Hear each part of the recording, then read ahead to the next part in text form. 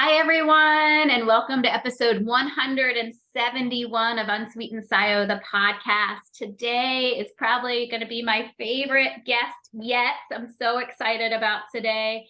As many of you know, because I talk about it a lot, how important the emotion code and body code was for me in my own journey of recovery, so much so that I got certified in both.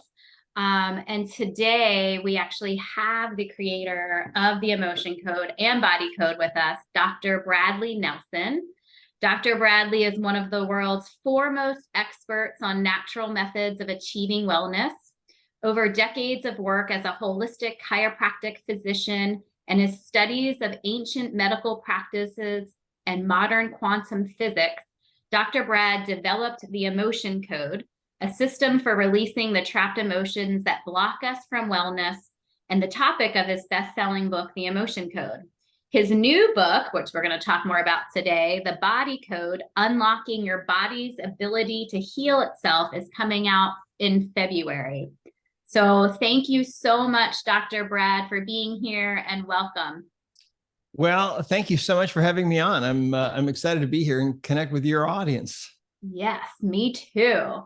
And as we were kind of chatting before we started recording, was showing them that I had my copy of the emotion code, and I've pre-ordered the body code. Oh, Dr. Brad has his too. But I was saying, I actually got mine, autographed, because I was so fortunate to be able to attend the emotion code workshop in person. Dr. Brad does these one-day workshops. And this was pre-COVID, so December 2019, he hosted one in Bothell, Washington, which is where my cousin lives, like right down the road from where it was. So it just worked out great. I drove from Portland and was able to attend in person, which was so special. Even though I had the book, it was something about seeing it done in person and getting to practice on other people. And I was hooked. I knew that this was something that I wanted to do. I started just practicing it on my own with my family and my friends and the kids, and then just felt called to be able to help it just helped me so much that I wanted to be able to help other people. So I got certified in the emotion code, and then was able to get certified in the body code, because as I learned more about that, it just was fascinating to me. So I'm just so grateful for you, Dr. Brad, and the help that this has been for me in my own recovery. But I am just so curious to you, and I know this, but will you tell us a little bit about your own background and kind of how you even discovered and then, started using the emotion code? Well, sure. It actually goes back to when I was 7 years old. I've been on this journey for a long time, but that was the beginning. I was really sick with the measles, and you probably heard this story, but maybe some of your listeners haven't heard it. I was really sick. I had overheard my parents talking about the plan for me, and I had overheard them say that they were going to check me into the hospital the next day, and I was going into something called an oxygen tent. I didn't really know what an oxygen tent was, but they had made a bed for me on the couch so I could be near their bedroom. And I remember very, very well lying there feeling really ill.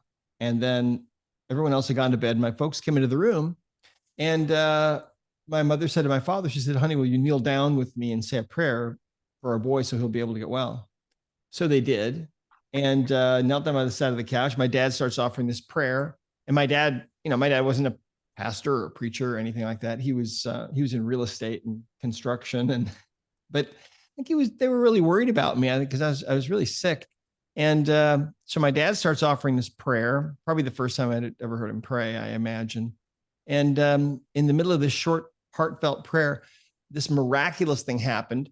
This change began at the top of my head, and it went through my body about that fast to the soles of my feet. And with that, I was just completely healed. And to go from being really sick one moment to being totally well in the next instant is something that's just impossible to forget.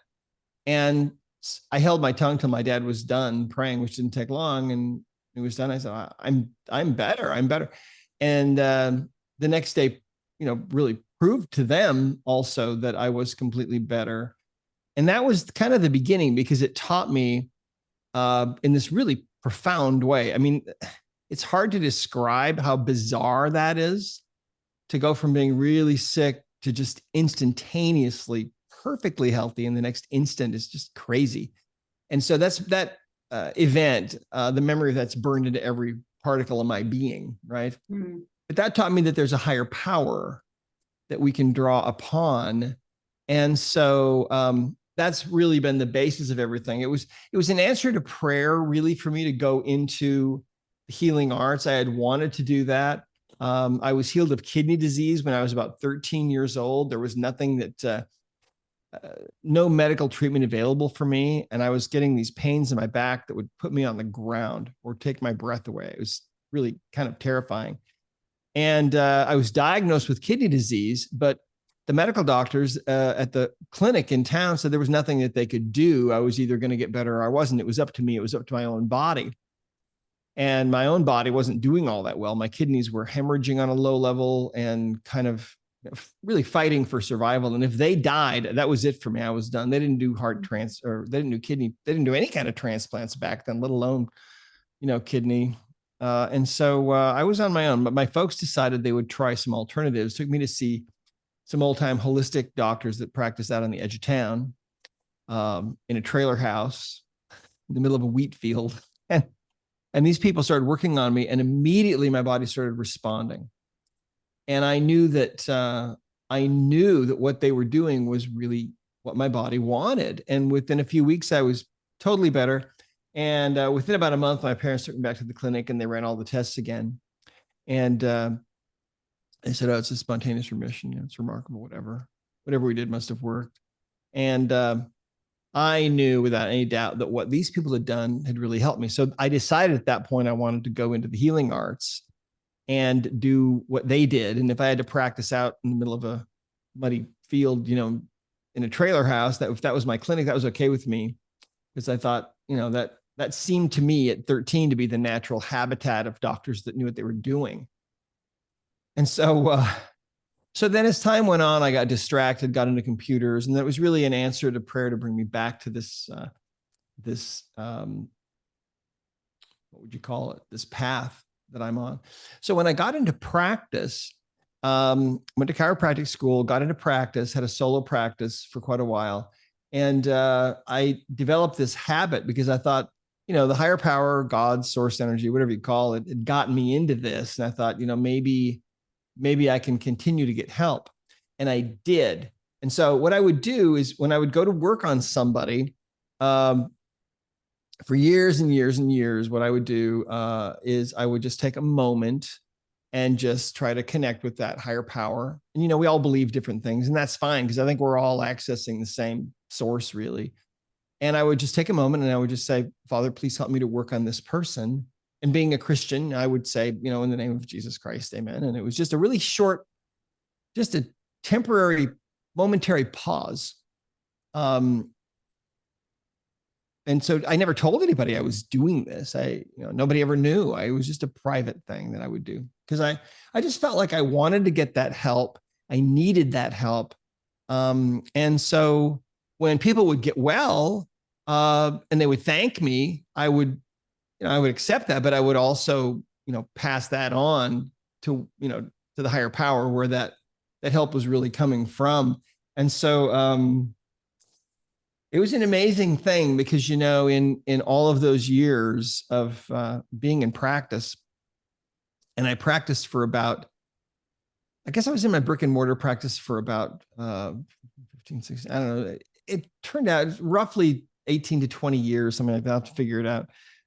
Anyway, during those years, sometimes people would come in to see me and it would be something new that I had never seen before. I wouldn't know how to help them, wouldn't know how to approach their problem.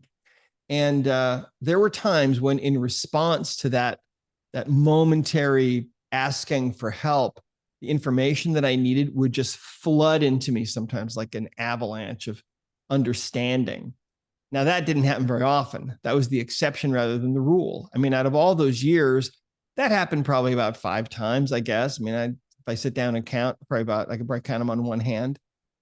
But that taught me something really powerful. And that is that that higher power, whatever you call it, is aware of us all the time and wants to help us. But we have to ask.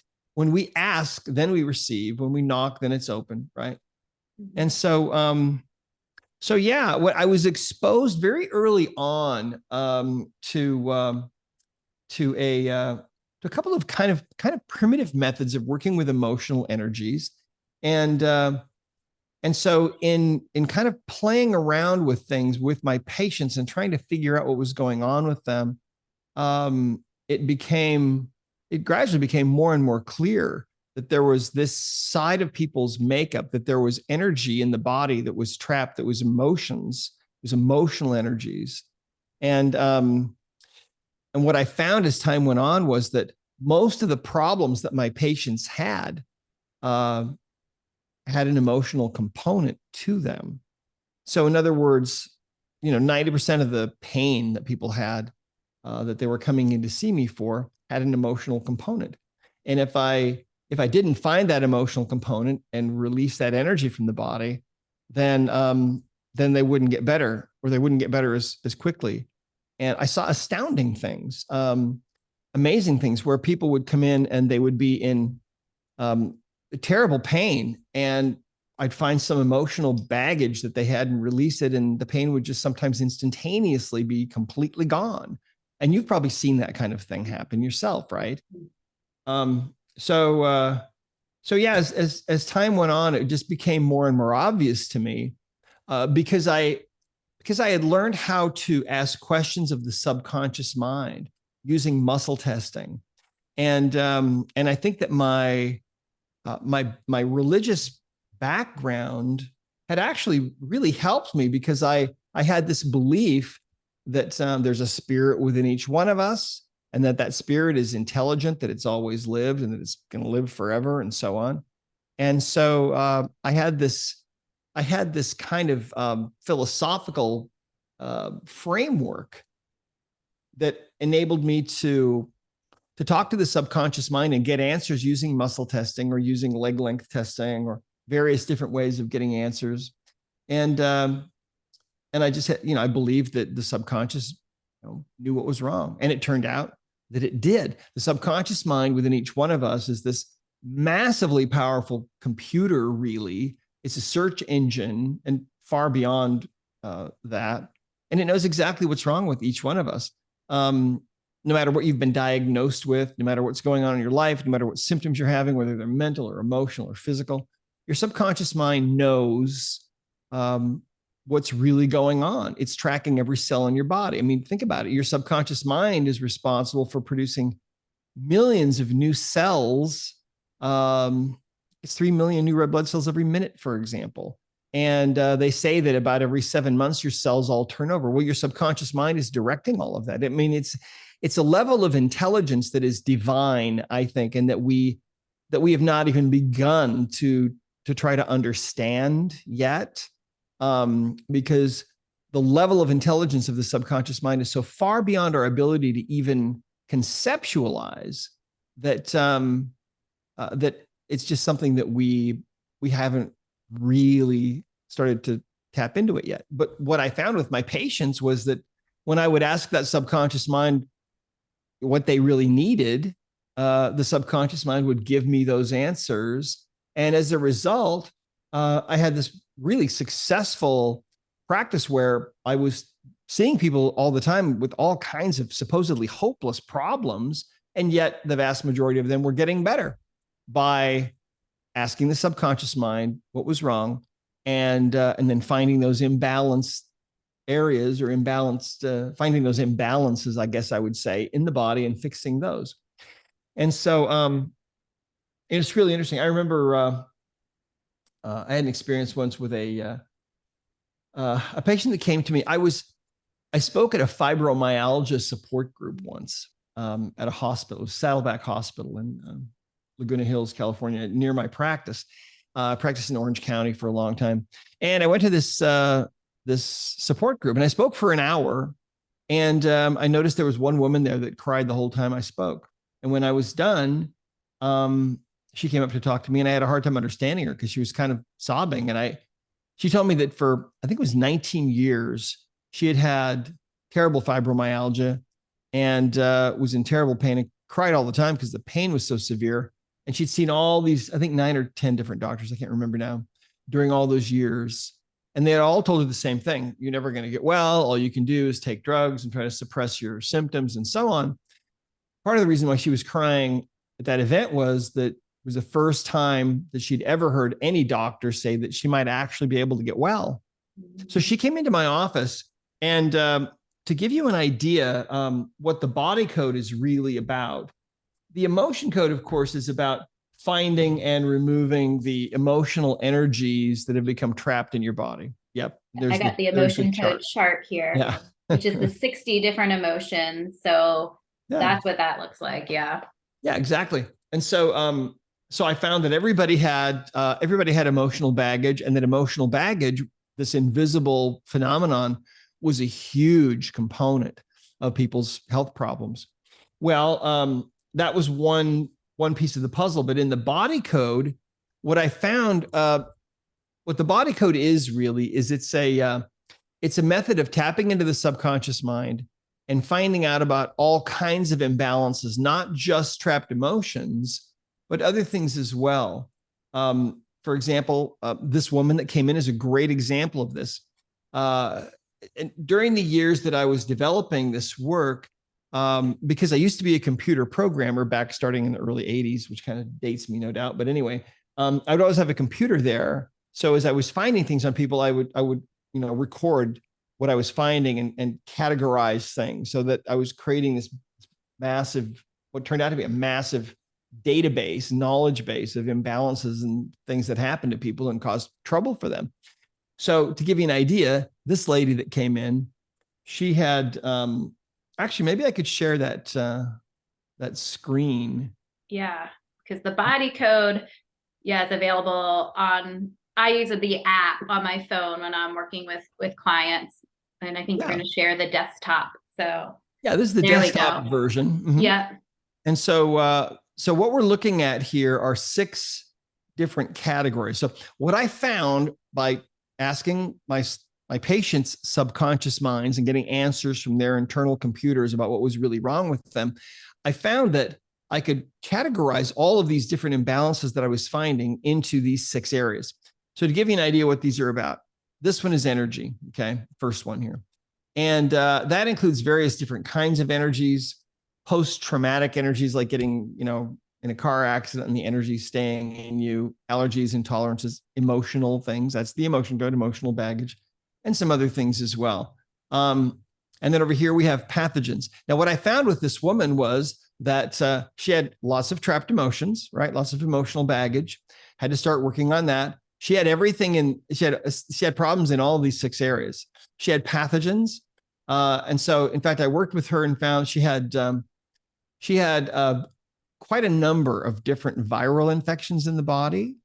So her immune system was so malfunctioned, or that's not even a word. I don't think it was. Her immune system was kind of on the ropes. It was just barely functioning. And so she would pick up things from people that were sick. She wouldn't really get sick, or more, she was just chronically sick all the time. But these things would kind of go into her body to set up housekeeping. So that was interesting. She had parasites too. And she had lots of misalignments. Any kind of tissue can misalign. And so that's what we see here. So in the body code, we can drill down and we can find all kinds of things. And I love that it could be that you have a tooth out of alignment. So for people that aren't watching, this will be on my YouTube video too. So you can actually look, because Dr. Brad's sharing the screen, but it's so in depth. Like it could be like, I had this the other day with someone with the right lower canine tooth on the right lower side. So in depth, and then what that might cause, what it's connected to, what it's linked with. And it's just crazy to me. Yeah. The detail. Yeah. There's a lot of detail. It's a very deep system, but the beauty of it is, the subconscious mind of each person will just guide you to whatever is wrong.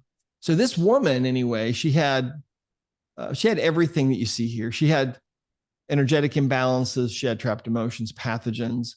She had misalignments. She had nutritional deficiencies. That's the next category. And so So you'll see if we click, for example, here on nutrition, on nutrients, there's a table, and you can use a table like this to find imbalances. And I found I actually at that time I had to reprogram my computer because she had so many nutritional deficiencies. So that was interesting. So we started addressing those. She was toxic.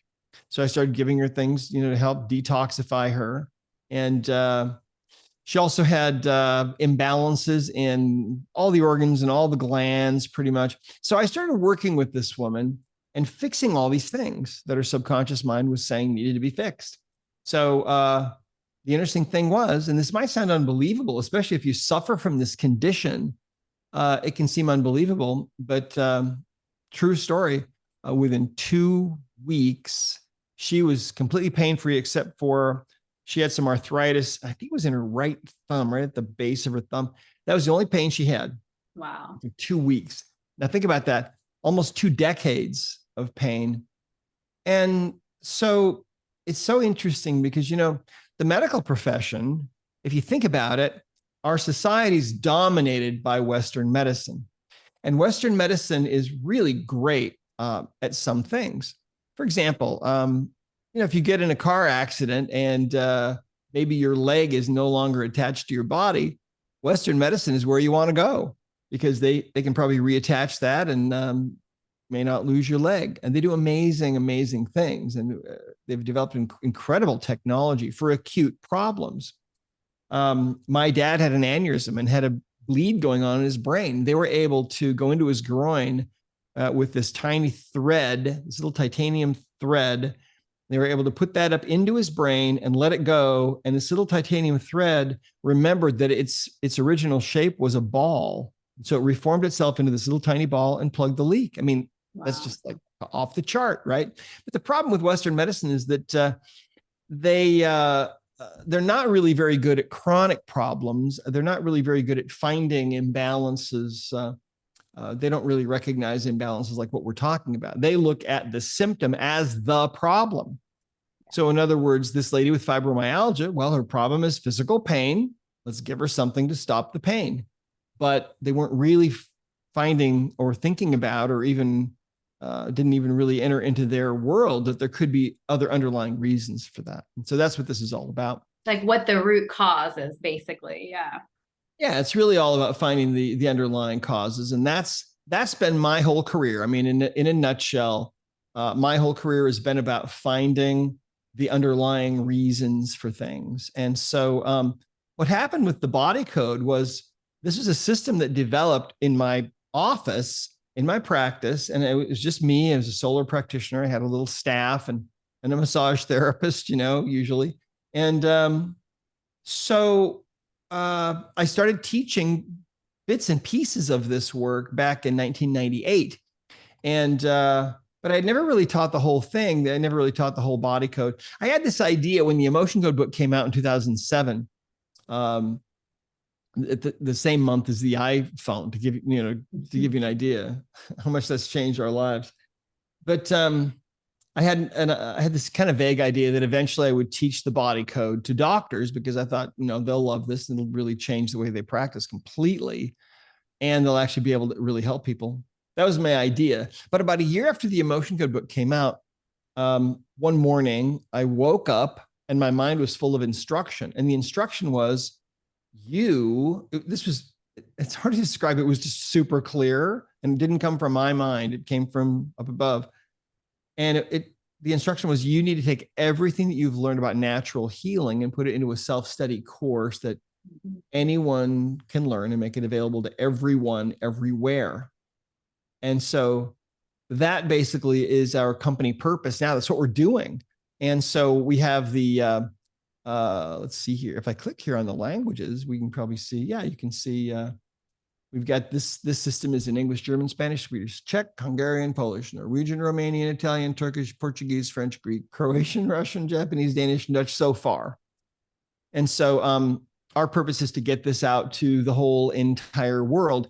And the beauty of this is that anyone can do this, really. Anyone can do this. Anyone can learn a little bit about this, and anyone can practice this and find out what's going on with their friends and their family members. They can find out what's going on with their loved ones. You got a child that's screaming in pain from some abdominal thing going on. Well, call 911, take that kid to the hospital, but on the way, use the body code. And people have written into us about this kind of thing where by the time they get to the hospital, they don't really need to go there anymore. Things like that. Something that I love is how well it works for kids. I have a 7 and 9-year-old and have been using it with them for years. And what I want to say about that too, Dr. Brad, I think it's like, and I talk about this on the podcast before, but with this code, with the emotion code chart, there's so many emotions on there that like we don't learn as kids even how to process them or deal with them. So for me, it's a real learning opportunity, teaching opportunity with the kids to be like, well, I'm clearing defensiveness. And they'll be like, well, what does that mean? So I'll give them an example and they'll be like, oh yeah, I felt that at school. And it's just been such a great way, I guess, like a vocabulary for them other than just like happy or sad. Right. And really a way to help them understand it's okay to feel these things. Because if I'm right, because people ask me all the time, well, and I'll just let you answer it, Dr. Brad, how do emotions get trapped in our body? Like, why do they even get trapped in the body? Well, here's how I like to explain this. If you think about it, what happens when an emotion comes up for you? What's really going on? Well, there's something that's just happened in your life that maybe you have some resistance to. Maybe someone has said something to you that hurts, or maybe you get a letter from the IRS and you're being audited, or you're watching the news, or whatever it might be. And what's happening then is that in response to that stimulus, your subconscious mind starts to produce an emotional response. And the response, that emotion is being produced by the organs, the glands of the body, and so on. That's what the Chinese found out anciently, and I believe that was totally right.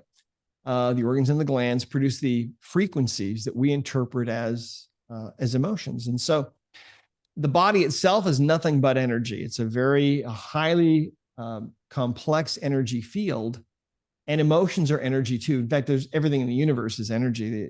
If you talk to a quantum physicist, they'll tell you there's nothing that isn't energy. It's all energy. In fact, even Einstein himself said, well, matter, there really is no matter. Matter is just energy that has been slowed down in its vibration enough that we can touch it and feel it and so on. So it's a very interesting universe, very interesting world that we live in. So what happens is there's some kind of a stimulus. You start feeling an emotion.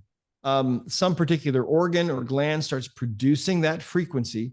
So then you start to feel the thoughts and the feelings, maybe the feelings in your body that go along with that emotion. And then most of the time what happens is we acknowledge that, we allow ourselves to feel that energy or that feeling, that emotion, and then we allow that to dissipate naturally and go away. And so I call this the emotional loop. And so we start to feel that emotion, and we're going through that loop. We start to feel those emotions, start to feel the feelings that go along with that, and we acknowledge it, and then we're done with it, and we allow it to finish. And so that little loop, that emotional loop, that little emotional process has completed, and it's done now. But sometimes what happens is we don't allow that loop to complete, or we interfere with that little process. And we go through this every day, right? Multiple times a day, all of us. But sometimes what happens is certain emotions, maybe we have decided as children or as young adults or at some point in our lives that there are certain emotions we're not going to allow ourselves to feel. So for example, say your dad was a rageaholic and you decided that anger was an emotion you were never going to allow yourself to feel. And let's say that now something comes up, someone wrongs you or something happens, and you start to feel this emotion of anger. Well, at that point, you might decide, you know what, I'm not going there. And so you, instead of allowing that emotional loop to complete, you stop it from its little process. And now that emotion has been unexpressed. And so it becomes trapped in the body. It's like a little ball of emotional energy, really, from about the size of a baseball to about the size of a softball. And these things inhabit the body, and they want to be expressed, but sometimes we don't allow them to be expressed. That's one way we can break that little emotional loop that needs to really complete. Now, another way that we break that loop is sometimes what happens is sometimes, some emotion comes up for us and we decide to become really involved with that emotion and to really enhance that emotion. So, for example, someone does me wrong. I start feeling the emotion, we'll say, of maybe resentment. And maybe I make the decision, you know what? I do feel resentful, and by golly, I'm really upset about this. And so we make a conscious decision to really enhance that vibration so that it becomes really big. And that's another way to break that little loop, see? Because now what's happening is the emotion is so powerful that our body can't really process it. And so now that energy is also trapped in the body. It's really interesting. There's a principle in, there's a Zen principle called mind like water. And the principle is that ideally you should have a mind, your mind should be like water. It should be like a pond. I mean, if you think about it, if you throw a big rock into a pond, what happens? Does the water ever overreact? No. Sometimes we do, but the water would never overreact. It would never underreact. It would react absolutely appropriately for whatever size rock it is, and then it would immediately return to its level state, right? And when we don't have a mind like that, when we when we allow ourselves to get really upset and we're volatile and so on, that can create more trapped emotion. So a trapped emotion is like a little ball of energy. And these I love can that basically the body. your body cannot process. So then it gets trapped in the body. And then over time that leads to, and I think that's much more accepted now than probably when you were starting all this, that most people will agree that left unchecked, that will lead to chronic disease, all kinds of different conditions, cancer, that at most of those, even physical conditions, there's some kind of emotional root cause underneath. And I think that's a lot more widely accepted now for people. So this is a way of releasing these that have gotten trapped over the years. Right. Also, as a kid, I feel like most of the time we're not taught how to finish the loop, as you put it, complete the loop. How many times you hear, don't cry. No, just like we're kind of taught to shove these emotions down. And so most adults have a bunch of these trapped emotions. And I know for me, or you're just uncomfortable, like it's hard to feel anger. There's not like overjoy is the only slightly positive emotion on this chart. And that's joy that's an actual shock to the system. So it's overwhelming. But most of these are uncomfortable feelings and we don't know how to deal with them. So they become trapped. And for me as a sugar addict, I ate about everything, so even if I was really happy or really sad, I ate about all of it. So when I took that out, when I took out sugar and flour, I all of a sudden had all these uncomfortable feelings coming up and I didn't know what to do. And a friend, it was like, again, nothing happens by accident, introduced me to the emotion code at that time. And so for me as a recovery tool, it's been incredible. And I see a lot of people with addiction, but I see this is the other thing I love about it. It helps like everything, and the body code too. It could be something physical going on, like you were, giving that example. It could be something emotional. And I can't help but at least address the heart wall here, because as soon as I heard you talk about the heart wall, I was like, I have one of those. And of course I did. But let's just talk a little bit about the heart wall, because for me in my practice, that's how I see the most benefits to people, is when we start releasing, the heart wall. So talk a little bit about that too, because I think this concept is so amazing. Well, it really is amazing. What if we go back to the 1960s when doctors first started doing heart transplants? It didn't take long before they noticed some strange things, that sometimes people would come back and they would report that their taste in music or food or sports had totally changed since they got a new heart. Sometimes their handwriting would totally have changed. Sometimes they would actually have memories of being in places that they never in their life had ever visited. And So in every case, when these people were connected with the family of the heart donor, they would find out, oh, yes, that's our son's handwriting that you have now. How weird is that? Your handwriting totally changed, and now it's his handwriting. Or they would say, yeah, our daughter was a concert violinist, and that must be why you love classical music now, and you didn't like it before. Incredible. Yeah. Yeah, right. Oh, there's whole books written about this. It's called cellular memory, and it's so wild. But the ancient peoples believed that the heart was the seat of the soul and the source of love and creativity and romance. And we see those ancient ideas today. For example, on Valentine's Day, if you're lucky, somebody will give you a box of something yummy, and it'll probably be shaped like a heart, right? Because that's what they believed about the heart. The heart was everything. It was the core of our being. Well, in the West, we haven't really given any credence to those old ideas, just thinking, those ancient people, they had a lot of poetic license, and they believed those things about the heart, but that was all just really silly. But think about this. When someone is really hurting you, you're really feeling deeply grieved about something or hurt, where do you feel it? You don't get a headache, you get a heartache, right? You feel it here and in the heart. And you might feel like there's an elephant sitting on your chest, or like you can't breathe, right?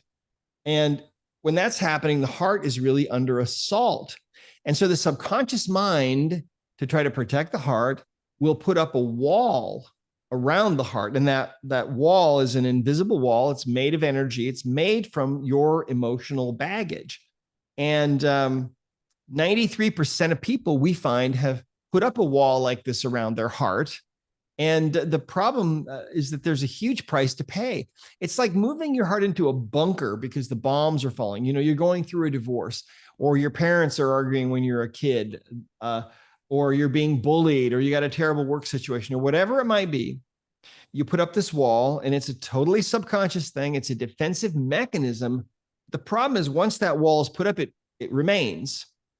And then it becomes much more difficult for you to give and receive love, because love is not only a verb, it's also an energy that comes from your heart to someone else's heart. And so it becomes more difficult for you to communicate your heart to theirs. And so also, within each one of us, within our heart, I believe, lies this perfect blueprint for what our life is supposed to be. And when you have a heart wall, it becomes much more difficult for you to create that perfect life for yourself. They've done studies, you see, that are actually backing all of this up. They've found that when you're feeling love or affection for another person, for example, that your heartbeat will become measurable in their brain waves. They found that if you're feeling love or affection for somebody else, your heart rates will synchronize, and so on. And so, it's just so amazing, because when that wall is taken down, things shift for people, and often in really fascinating and really interesting and really powerful ways. I'm sure you've seen that happen. A lot. That's like my favorite thing to do is heart walls, because it's incredible. And I just want to give an example. For me personally, I was not surprised. Like, my heart wall came from age 19, because we can find out the age, and it was pretty significant size. And it was because, my first love broke up with me. My parents got separated. And then I lost a really good friend in a car accident. And this is within like 3 months of each other. Oh, man. Of course, I remember it was in college, and my roommate at the time was like, I don't even know how you're getting up every day. Well, my subconscious mind was trying to protect me. So at the time, that's what got me through. And so I feel like a heart wall is a great thing when you need it, but then it's long term that it starts causing issues with relationships, even, access to, I think, your own creative energy. And like you're saying, the blueprint to what your life could really look like you don't have access to any of that.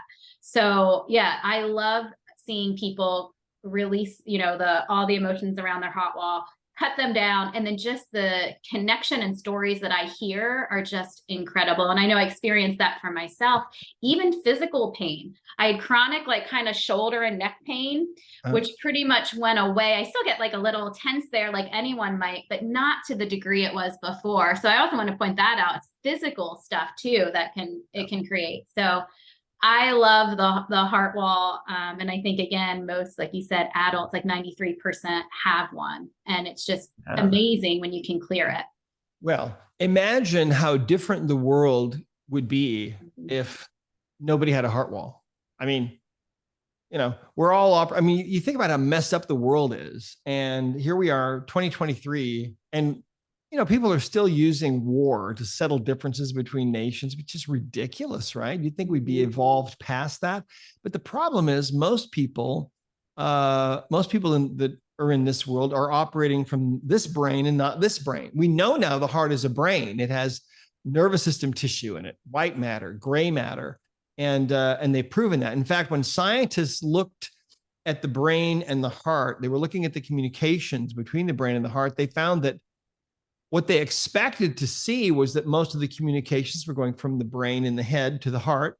They found just the opposite. The vast majority of the communications were going from the heart to the brain, indicating that the brain that's in our heads is obeying the messages that are being sent by the brain that's in our hearts, right? And so the problem is this brain doesn't feel anything.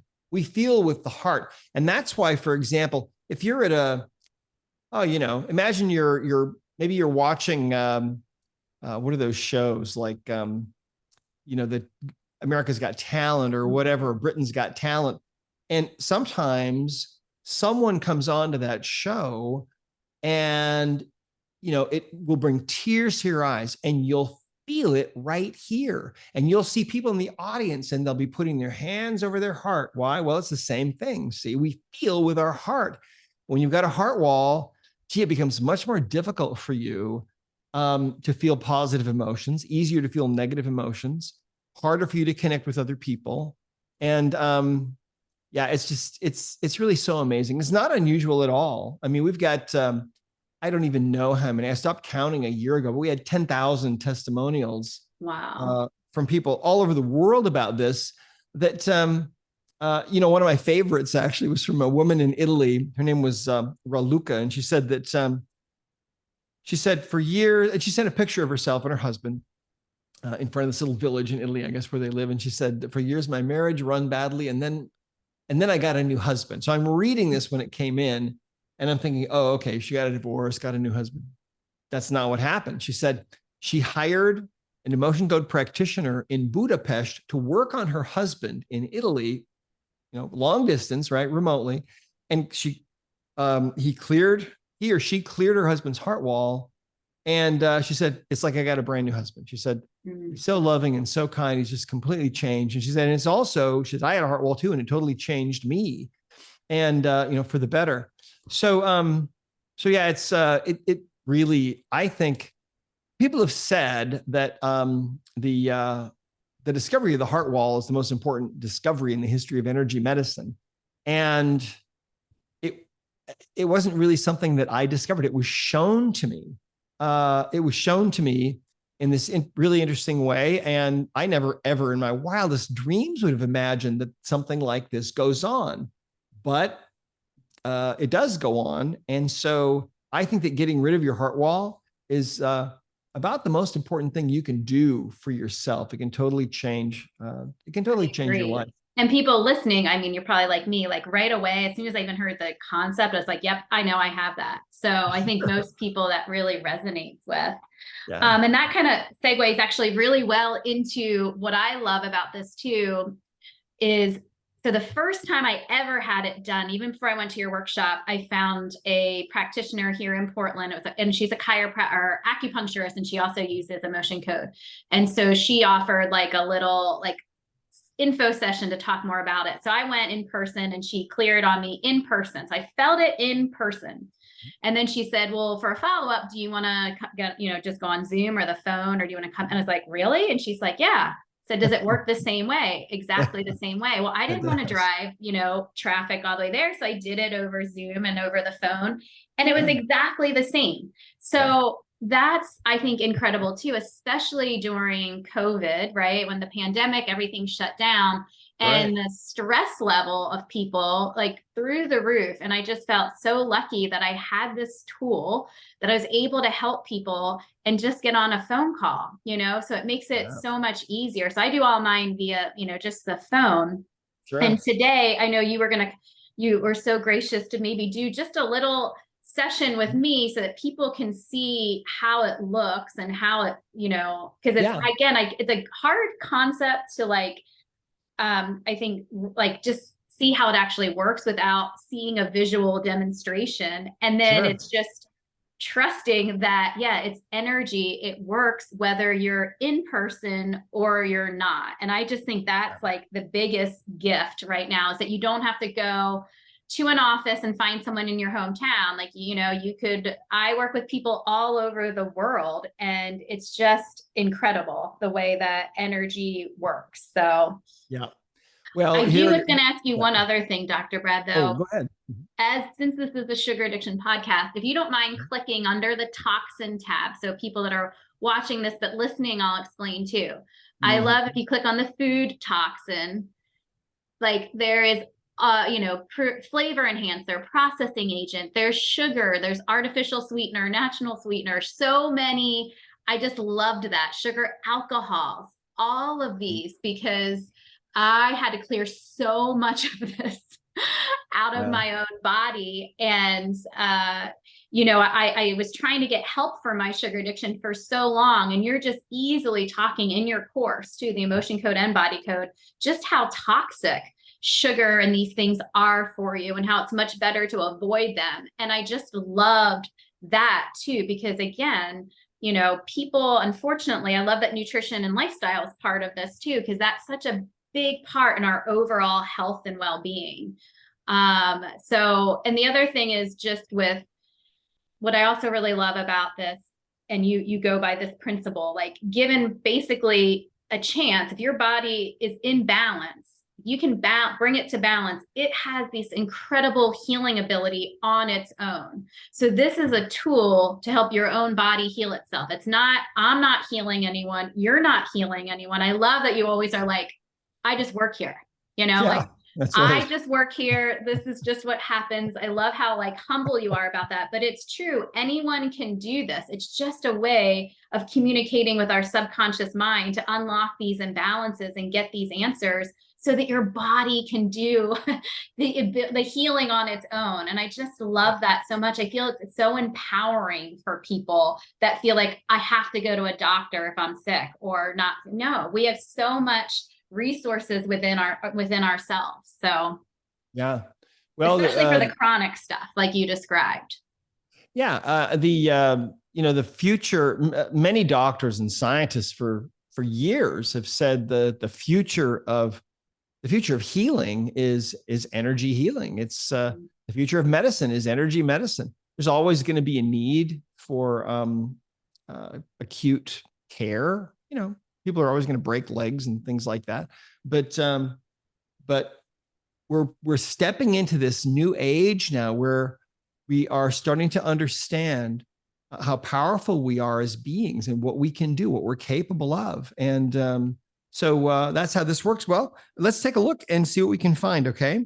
And I love this too, because I don't have anything physical going on right now. I was like, oh, I wish I had, because this is amazing to me. If you're someone that has a migraine and they'll tell you it's like a 10, by the end of the session, it might be down to like a 3. It's just incredible because it's immediate, like a lot of times, not always, but most of the time. So I was telling Dr.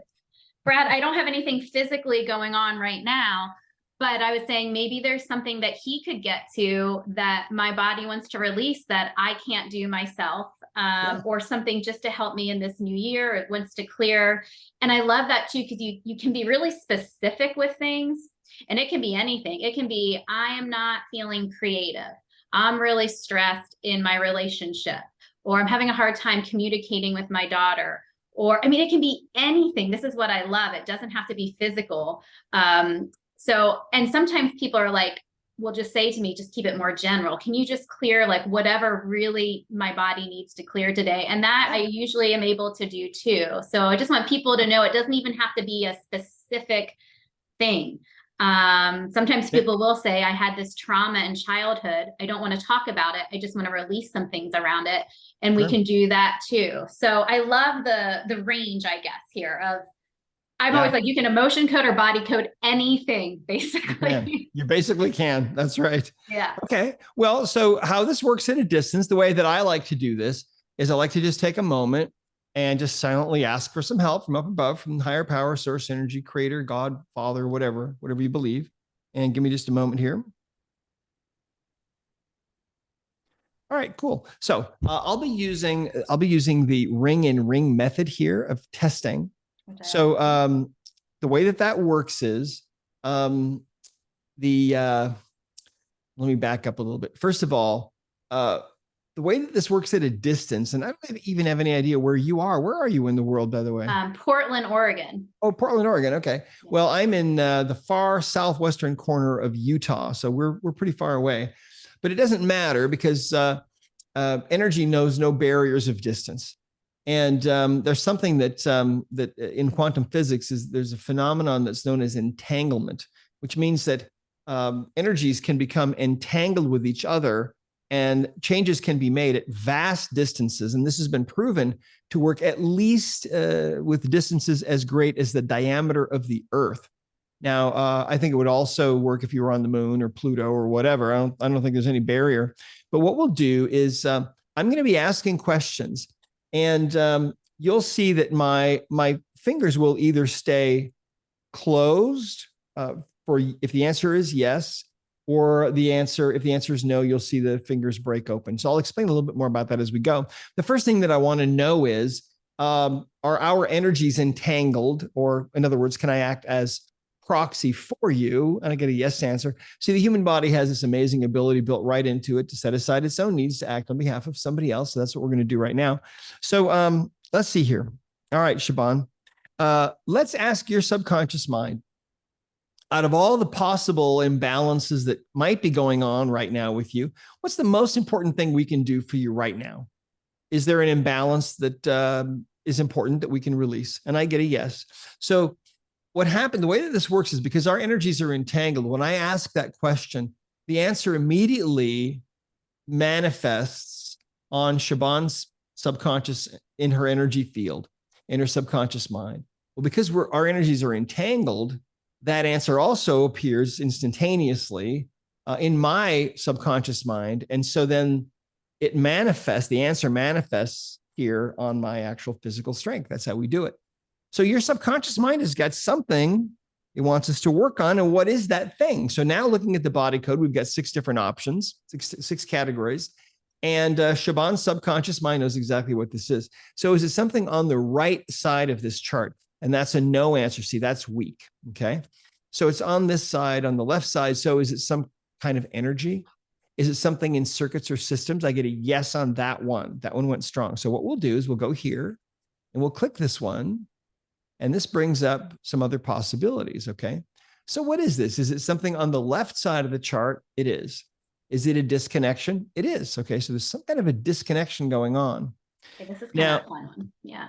Yeah. So how this one really came about was it had to do with morning sickness. My wife was pregnant with our daughter, Lizzie, who is 22.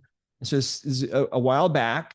And she was morning sick and she was just begging me to help her. And I'd had morning sick patients, before, but I'd never really been able to help them very much. And nobody can really help morning sickness very much, Terrible. Yeah. Yeah. It's an awful thing. And those of you that have experienced it know, and maybe some of you are experiencing it now. But anyway, so I didn't know what to do. And I started thinking about all the things that I'd tried that didn't work. And then I prayed and I said, Father, if there's a better way to deal with this, help me to understand it, because I don't know. And I got this answer that flowed into me. And the answer, it was almost whimsical. The answer was, well, you'd feel pretty sick too if you had this new life growing inside of you, especially if your brain wasn't connected to it. And that was it. And I thought, oh, so it's a connection problem. And so I checked my wife, found some disconnections between that new life and her brain, fixed those, took like 3-4 minutes maybe. And all of a sudden, the morning sickness was gone. A couple of days later, it started to come back. And so I checked her again, found a couple of disconnections, fixed those. I had to work on her 3 times, and there was no more morning sickness at all. In fact, we have practitioners now who just specialize in this. I was Because just going to say, because I was miserable with morning sickness with all my pregnancies, and I've used this protocol now. Actually, I have a friend right now Mhm. who is really, and I did it once, it helped. I need to do it again today, like you're saying. And it's amazing. Some people have done it the first time, it doesn't come back again at all. And it's Yeah. like a freaking miracle for anyone Right. that experiences the I terrible know. feeling it is of being nauseous 24/7. Like I did, Yeah. I would have like paid so much money for that to go away. But this is Mhm. something it takes seriously, like you're saying, 3 minutes. So if Yeah. anyone is listening that has morning sickness, contact me because I would gift that 3 minutes because I know how terrible that feeling is. And this is such a simple fix and it works. It's like incredible to me. So yeah, Yeah. that alone is a miracle. That alone, it was an amazing thing. And I mean, I never would have ever thought of this, but because I was asking, higher power, the answer came. And so, anyway, so that's why you see we have a picture of the toilet bowl, right, with a woman's That head in the well. toilet bowl. It's because that's what it's about. So, okay. So your subconscious mind is telling us that there's some kind of an imbalance going on or some kind of a disconnection. Let's see what it is. Is it one of these on the left side? I'm asking your subconscious mind, and the answer comes back, no. Okay, so it's something on the right side here. So is it spirit out of body, or is it a spirit physical disconnection? Okay, so what's going on is that you've got a spirit physical disconnection. So we have really we have two bodies, all of us. We have this physical body, and then we've got a spirit, and you can refer to that, I think, as a spirit body. That's how we do it here. They need to connect while you're alive. If they become disconnected completely, of course, you're dead, right? And they start planning your funeral. But you can be disconnected to some degree, and so you can be like mostly dead because you're disconnected, and we can reconnect things. So this is working on the body on a really fundamental level.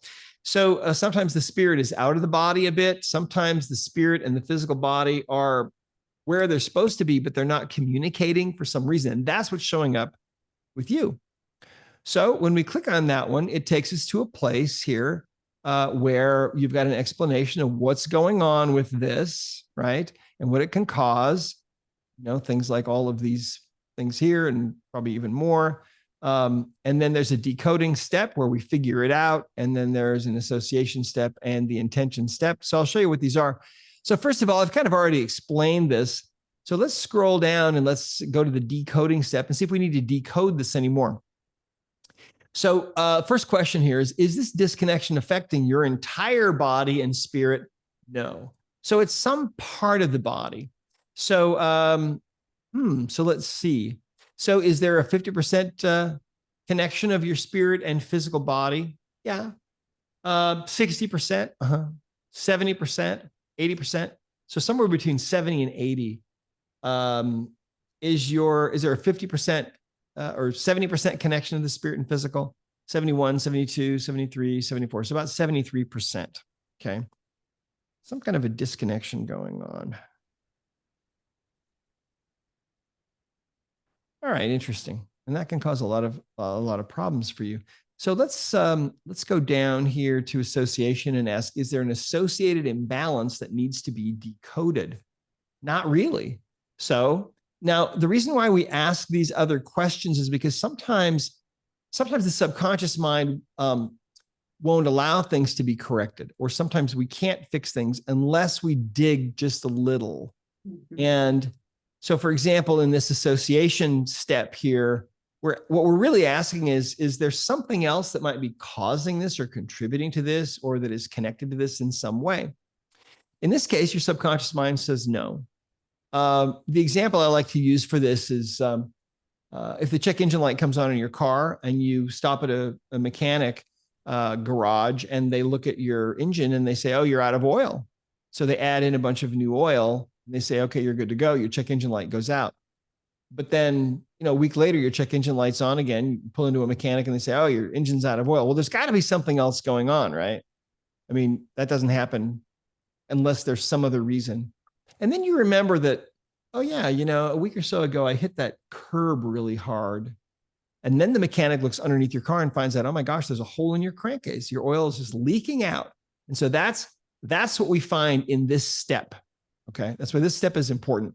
But in your case, with this particular imbalance, we're not really finding anything. So there's nothing associated. So we go to the intention step. And to make a correction to this, we just swipe with a magnet, okay, or your hand, either one. And you can see what it says right here on any length of the governing meridian. And that's a little meridian. It's a little river of energy that flows from your tailbone straight up the back, over the top of the head, to the inside of the upper lip. I'm putting energy into that. And I'm holding an intention to reconnect your spirit and your physical body. Okay. And let's ask now, we'll go back up to the top and we'll ask, okay, do you still have this disconnection going on? No. So easy. Let's go back to the homepage. So anytime you fix something in the emotion or in the body code, you always go back to the homepage, and then you can find the next imbalance. And that's how this works. You just find an imbalance and fix it. And then you can find another one and fix it. You might be able to do 10 or 12 of those in a session. And then you might have to wait a day or two and you can do it again. So let's ask, is there another imbalance going on with you? Is there something else important that your subconscious mind would like us to fix? Since you don't have any symptoms, if you had a symptom, like let's say you had low back pain, we could ask, well, is there some kind of imbalance that we can correct that's contributing to your low back pain? Mm-hmm. But since you don't have any physical or any kind of symptoms going on, let's ask, is there some other imbalance your subconscious would like us to fix? And the answer is yes. Remember, the subconscious it's a search engine like no other. So what are we looking at now? Is it something on the right side of the chart? It is. Is it a pathogen of some kind? It could be, but it's not. Is it a misalignment of something? Yes. Okay, so let's go here. Go to misalignment. Now, any tissue can misalign. Of course, I was a chiropractor for many years and gradually found that it wasn't just bones. It was organs. It was other tissues that could misalign, and even meridians and chakras and things. So let's see. So what is this? There's something out of alignment in your body. What is it? Is it something on the left side of the chart here? Is it in the skeleton? It is. So we'll go to the skeleton. All right. So we divide the skeleton up. And so is it in the appendicular? It's in the axial skeleton. All right. So we're drilling down, right? So what is this? Is it something on the left side of the chart here? No. So is it teeth? No, it's something in your thoracic cage. Okay. So is it one of these on the left side? No. So is it a true rib? No. Is it your manubrium? Yeah, it's your manubrium. So the manubrium is this little bone right at the very base of your neck where your collarbones come in and they hook in on the top of it. You can see that right here. That bone is out of alignment. So if I were there with you, if you were to touch that bone and hold an arm out, you would not be able to resist me pushing down on your arm, right? So we'll click on this bone and let's ask, we've already identified the misaligned bone. So is there an associated imbalance that we need to decode? In this case, there is. So the plot thickens, there's something going on. And usually when you have a bone that's out of alignment, it'll usually be because of a trapped emotion. It could be other things too, but it's usually a trapped emotion. So that might be what we see here. I don't know. Let's go back to the home page. So let me write this down. Manubrium. And you may not be feeling any, discomfort or anything there at all. I don't know. But this is your subconscious mind telling us what we need to do. And so let's see, there's something associated with this. Is it something on the left side? Is it in energies? Yeah. Okay. We'll go there. And is it on the left side of this chart? No. So is it something emotional? Yeah, it's typically what it is. So is it something on the left side of this chart, the emotional page? And I get a yes. So is it a trapped emotion? It is. So we'll go there. So what kind of a trapped emotion is it? Is it one of these on the left side? Yes. Is it prenatal? In other words, did you get it during the time you were in the womb? No. Is it preconception, which means you got it before you were conceived? Nope. So it's inherited. Okay. So that's interesting. So we inherit emotional energy sometimes from mom or dad that they sometimes inherited from their mom or dad. And these can go back for many generations sometimes. And science is finding this out, of course. They don't understand because they don't really understand energy. They don't understand how it works, but this is how it works. They're going to figure that out eventually. Eventually, they're going to call me. And I love this inherited stuff, too. I'm so glad this is like perfect things coming up today, because what is so nice about, and it's like the emotion code gift that keeps on giving, because it's going to clear from you and your entire family line. So Yep. if it goes back 7 generations, that's going to clear from, it's a nice way to heal family, patterns. And then for me, it will also Yes. heal from, or release from, my brother and my sister, my mom, my dad, my kids. So I love Kids, that too. your grandkids, if you got them. Yep, exactly. All right, so let's see what emotion this is. So in other words, this bone is out of alignment right in here. It's not quite right, but that's because there's an energy that's stuck right here, and that's a trapped emotion that was inherited. Let's see what this is.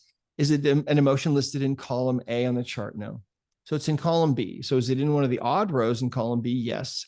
Okay, is it in row 1 in column B, or 3 in column B, or 5? It's in row 5 in column B, so it's one of these emotions. Is it conflict, or creative insecurity, or terror? It's an emotion of terror, inherited terror. Did you get this from your mother when you were conceived? No, it came from your dad. It's the only other choice. Did your dad get this from somebody earlier? From his dad? Yep. So your father gave it your grandfather gave it to your dad. And does it go back even further? It does. How many generations? Does it go back for 10 generations? No, 9, 8, 7 generations. So 7 generations, if we say 7 times roughly 26 years for a generation, about 182 years minus 2023 comes out to about 1841. Wow. Give or take. So what do we know by this? We know you had ancestors then. And we know that one of them had a bad day, or maybe a bad life, or who knows. So the emotion was terror. So something terrifying happened to an ancestor. And was that ancestor a male? No, it was a female ancestor. Something terrifying happened to that ancestor. And so that energy became powerful enough in her body that it became trapped. When she conceived a child, she shared that energy with that child. I think in a subconscious attempt to help that child, to maybe prevent that child from experiencing, what that grandmother went through. So let's ask about this. Is there, let's see here. Is there anything else we need to know about this? Do you have kids? I do, yeah. How many kids do you have? 2. 2 kids. Let's see if either one of them got this from you. Did either one of those kids get this from you when they were conceived? Yes. Did they both get it? They both got it. Yep, they both got it. Okay. So, all right. Is there anything else we need to know about this? No. So to release this, we'll just use a magnet. We'll do 10 swipes.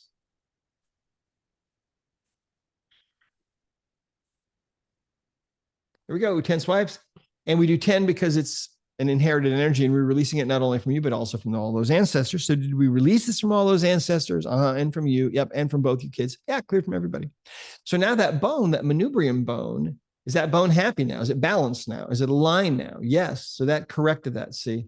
So, as a chiropractor, when I was in practice, it used to drive me crazy early on that I would realign somebody's spine, and then a week later I'd see him and it would be like I'd never seen him before. And everything was out of alignment again. And, chiropractic sometimes gets a bad name because, people come in over and over and over, and they continually get these same bones realigned. But I'll tell you something, when you start using this and you start finding out the underlying reasons for misalignments, for example, in your body, all of a sudden your chiropractic adjustments hold much, much better and much, much longer. So that's kind of fun, huh? So that kind of gives you an idea how this works. And so, we looked at misalignments. Sometimes you might end up being taken into an area like this. You might find that you need, maybe a certain food. We got a list of all kinds of foods here. And you can ask the same way. Well, okay, I need a certain food. Is it in column A or B? Oh, it's in column B. Is it in one of the odd rows? Oh, it's in row 2. Pear, persimmon, quince. Oh, I need quince. Well, who knows why? Who cares? You see, because your subconscious mind knows about all of these things. It's connected into the database of universal intelligence, the morphic field, the database of all that is. And so it knows exactly what you need. And the body code is just a simple way for you to drill down and find out what it is that you need. So I love this so much. Thank you so much, Dr. Brad. And for anyone that wants more information, I will say, I feel like your website, you've done a great job of putting some videos and updating that. That's discoverhealing.com. I have a link to it on my website. I mean, you gave us a lot of detail, but the emotion code and now the body code books too, there's just, read the books. He teaches how to do it too. This is something like you can then immediately start doing on yourself, which is, what we're talking about. I love that.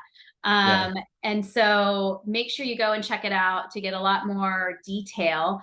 And is there anything else, Dr. Brad, that maybe you wanted to share that we didn't get to today, or any last words of wisdom from you today? Well, we are living in a fascinating time. Prophets and holy men throughout the ages have foreseen this time that we're living in right now. And they've longed to be here, but they lived at a different time. But the time that we're living in is a time when all of mankind's knowledge is showering down on the earth, all the knowledge that was ever known, knowledge that was never known before. It's all coming out. It's all coming back in the world. And so what's happening is the earth is kind of in labor, the way I look at it. This world is in a process of transforming. There is a new world coming, and it's been talked about and spoken of and prophesied for thousands and thousands of years. And we're living right now, we're right on the cusp of that. And because the world is about to transform in the next, I don't know how long, but in the next period of time, these old power structures that have held sway over man and have really kept man in darkness and in slavery for thousands and thousands of years, we see those power structures fighting with everything they have to keep mankind in darkness and to keep mankind in slavery and to maintain control over everyone. But what's happening is the level of consciousness in this world is increasing every day at an accelerating rate. And so people all over the world are waking up. They're waking up to realize what's really going on. It's a fascinating thing to watch. This work is part of that. You see, you have a birthright. Every man, every woman, every child in this world has a birthright to heal, to be able to heal themselves in many, many ways and heal their family members and their loved ones. What this work does, it has come down from up above because it's time for you to start taking back this power for yourself, to be able to heal your kids and heal your loved ones, your parents, your friends, your family members. And it's so easy. It's not difficult at all. And so I guess that's what I would say really in closing is that it's time for you to take back your own power, because I don't know how long ago, I mean, maybe thousands of years ago, we gave up our power, or we've never really had it because we've never realized what we're capable of. But this is the time right now. And this is part of this transformation. And the world that is coming is going to be a world where everyone is going to be living from their heart instead of from their head. War is going to be a thing of the past. Imagine, wouldn't that be great to get to that point? That's where we're going, see? And that's what's so exciting about this. And I'm grateful to work here and have a job, because everything that's happened to me in my life has prepared me to bring this work into the world. You've got to try this. You can start with the emotion code. It's so simple. Just try it. If you like it, you can actually make money doing it if you want to. You don't have to be bound to a desk or anything. You can live, you can travel, you can take your work with you. You can work from home. You don't ever have to actually see anybody. In fact, it was really funny. We were in Istanbul this last year. I think it was in June, and in Turkey. And we happened to meet a young guy there who showed up with his wife and his family, young guy, young kids. And his name is Umar.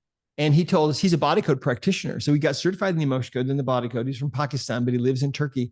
And he said, you guys have no idea. He said, you've completely changed our lives because he works, he told me he does 10 to 15 body code sessions a day, every day, 7 days a week. Wow. And he said most of his clients are in the US and they just pay him in advance. And then he doesn't ever even talk to anybody. He just works on them remotely and then sends them an email with the results, and he's getting phenomenal results with people. And so isn't that interesting? And my wife said, well, you really should take Sundays off. You should take at least one day off. Work 7 days a week. Yeah. But anyway. Well, I love that. And that is true. I have people that I can't get them in and they say, well, you just do an email session. So again, they're not on the phone with me or anything. They just tell me what's going on. I do the session, I email them what I found, and they still feel the benefits of it. That's what's so incredible. So, well, thank you so much for taking the time today to talk with us and for the work that you do. I know I am so, so grateful. Thank you. Well, thank you, Siobhan, for all the great work that you're doing. And thank you for giving me an opportunity to talk to your listeners. This has been really a lot of fun, and hopefully we can do it again. Good.